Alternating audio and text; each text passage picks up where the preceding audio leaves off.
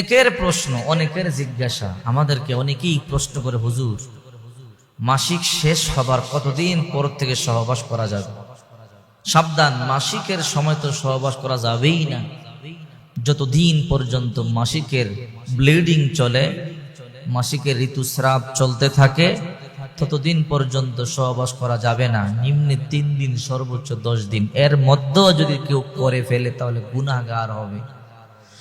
দেখেন আল্লাহ তাআলা বলেন, ওয়ায়াসআলুনাকা আনিল মাহিদ কুল হুয়া আযান ফা'তাজিলুন নিসা ফিল মাহিদ ওয়ালা তাকরাবুহুন্না হাত্তা ইয়াতহুরনা।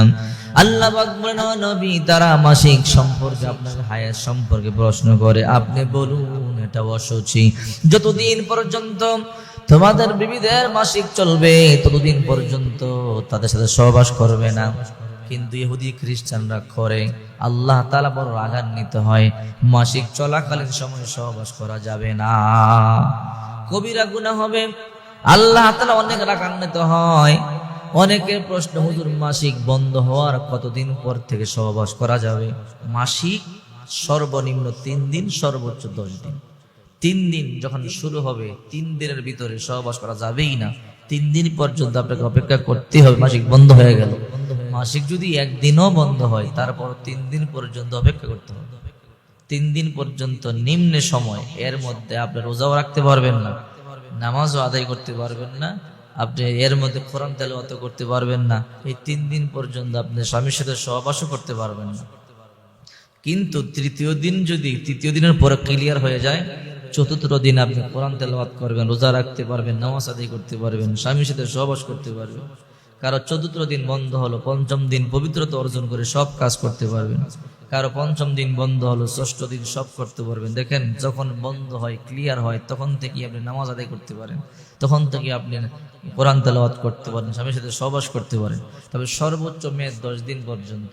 অনেকের এমন আছে যে 5 দিন বন্ধ হয়েছে কিন্তু সে ক্লিয়ার হয়ে গেছে, 7ম দিনে আবার দেখা দিছে, 8ম দিনে আবার হালকা দেখা দিছে, তার মানে ওর বন্ধ হয় নাই, তার ভিতরে রয়ে গেছে। এই জন্য 10 দিন পর্যন্ত অপেক্ষা করবেন। সর্বোচ্চ মেয়াদ হলো 10 দিন।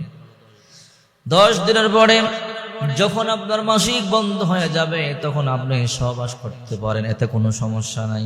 এই জন্য মা বোনদেরকে বলি, ও মা বোনেরা, আপনারা যদি কোরআন সুন্নাহ মোতাবেক চলতে পারেন, আপনাদের ঘরে আল্লাহ তাআলা শান্তি ও রহমত দিয়ে পরিপূর্ণ করে দিবে। অনেক মা বোন প্রশ্ন করে, হুজুর এত আমল করি, এত জিকির আজগার করি, এত দোয়া দরুদ পড়ি, কিন্তু ঘরের মধ্যে শান্তি নাই, রিজিকের মধ্যে বরকত নাই, অভাব অনটনের মধ্যে আছি, হুজুর কি করব, দিশা পাই না। আমি বলি, আপনি কোরআন সুন্নাহ মোতাবেক চলেন, বিশ্বনবী মুহাম্মদুর রাসূলুল্লাহ সাল্লাল্লাহু আলাইহি ওয়াসাল্লামের সুন্নাহ মোতাবেক চলেন, আল্লাহ পাক রব্বুল আলামিন আপনার ঘরে অবশ্যই আল্লাহ শান্তি আর রহমত দিয়ে পরিপূর্ণ করে দিবে। আল্লাহ অবশ্যই আপনার ঘরে শান্তি আর রহমত দিয়ে পরিপূর্ণ করে দিবে। এই জন্য নবীজির সুন্নাহ মোতাবেক চলতে হবে।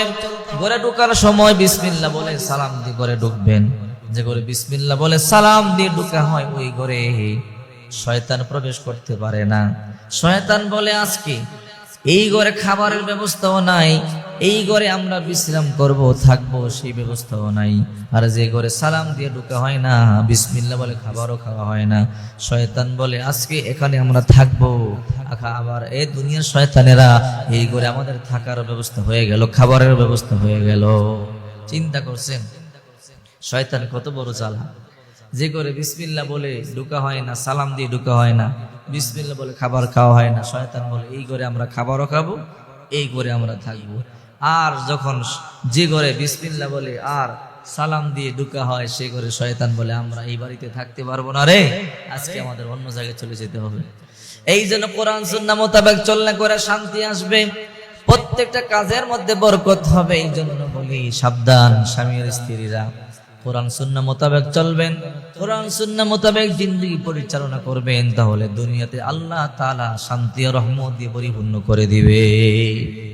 এই জন্য যাদের মনে এই প্রশ্ন, মাসিক শেষ হওয়ার কতদিন পর নামাজ আদায় করা যাবে, অবশ্যই আমি তাদেরকে বলবো, মাসিক শেষ হতেই সর্বনিম্ন 3 দিন, এই তারিখটা মনে রাখতে হবে, এই সময়কালটা মনে রাখতে হবে। সর্বনিম্ন 3 দিন আর সর্বোচ্চ 10 দিন। এরপরে যদি আপনার মাসিক ব্লিডিং বন্ধ হয়ে যায়, আপনি নামাজ আদায় করতে পারবেন। 10 দিনের পরেও যদি চলতে থাকে ইস্তেহাজা, আপনি অসুস্থ, তখন আপনি ওযু করে গোসল করে নামাজ আদায় করতে পারবেন। এতে আপনার কোনো সমস্যা হবে না ইনশাআল্লাহ। আল্লাহ তাআলা আপনার ইবাদত কবুল করে